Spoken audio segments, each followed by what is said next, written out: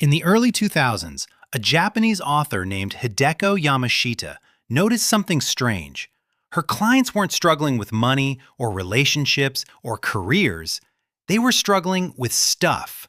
Rooms so full of things they could barely walk through them. Closets crammed with clothes they hadn't worn in years. And underneath all of it, a quiet, constant sense of being stuck. So she developed a method, not just for cleaning, but for actually changing how people relate to their belongings. She called it Danshari, and it's since become one of the most influential minimalism philosophies to come out of Japan, inspiring everything from Marie Kondo's tidying method to entire lifestyle movements around the world. In this video, I'll break down exactly what Danshari means, why it works on a psychological level most decluttering advice ignores, and how you can start applying it in your own home this week. Danshari is made up of 3 Japanese characters, each representing a stage.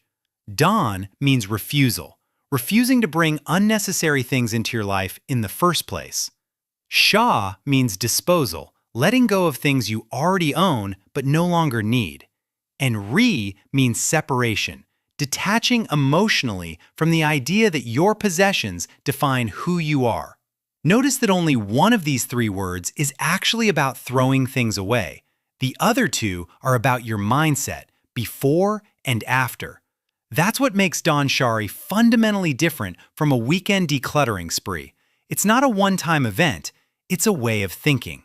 The first principle, Dan, happens before an item ever enters your home. It's the discipline of saying no to the free promotional item, the impulse buy, the "it's on sale so I might as well" purchase.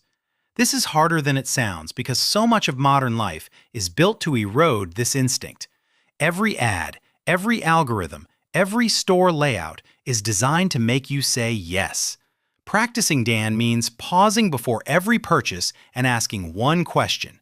Does this genuinely add value to my life, or am I just reacting to a feeling?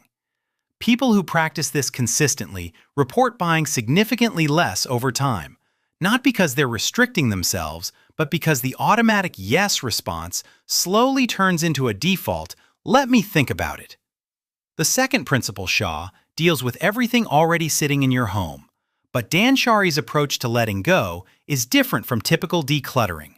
Instead of asking, "Do I still need this?" a question your brain can justify endlessly, you ask, "Does this item still fit who I am right now, today?" A guitar you haven't played in 5 years isn't something you might need someday, it's a version of yourself you've already outgrown. This subtle shift in questioning removes the guilt spiral that keeps most people stuck holding on to things. You go through categories slowly, clothes first, then books and papers, then sentimental items last, since those carry the most emotional weight and are hardest to release early on. The third and deepest principle, Ri, is where Danshari becomes less about your home and more about your mind. Ri means separating your sense of self from your possessions entirely. Many people unconsciously believe that owning things, the expensive bag, the shelf of books they haven't read, the closet full of someday outfits, says something about who they are. Danshari challenges that belief directly. You are not your belongings. Letting go of an item doesn't mean letting go of the memory, the achievement, or the person you were when you got it. Once this separation happens, decluttering stops feeling like loss and starts feeling like freedom. Here's exactly how to begin, step by step. Step 1. Pick a single small area, one drawer, one shelf, not your entire house. Trying to do everything at once is the #1 reason people quit after a day. Step 2. Take every item out and physically hold it. This matters. Danshari research shows that physically touching an object triggers a much more honest emotional response than just looking at it. Step 3. Ask the Ri question. Does this represent who I am today or who I used to be?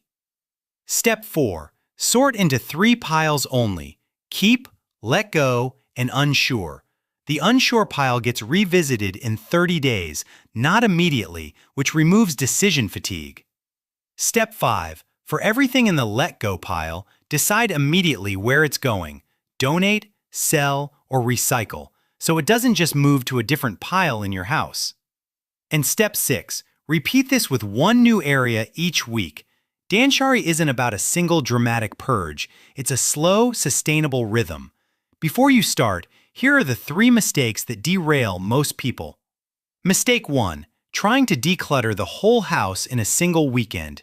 This leads to burnout and half-finished piles everywhere, which is more stressful than where you started. Mistake 2, replacing old clutter with new, organizational purchases. Bins, baskets, and storage systems you buy specifically to store things you should have let go of in the first place. Mistake 3, skipping the rise step entirely and just focusing on the physical purge. Without addressing the emotional attachment, most people refill the same space with new clutter within 6 months. Danshari only works long-term when all 3 principles, Dan, Shaw, and Rai, are practiced together, not just the disposal part.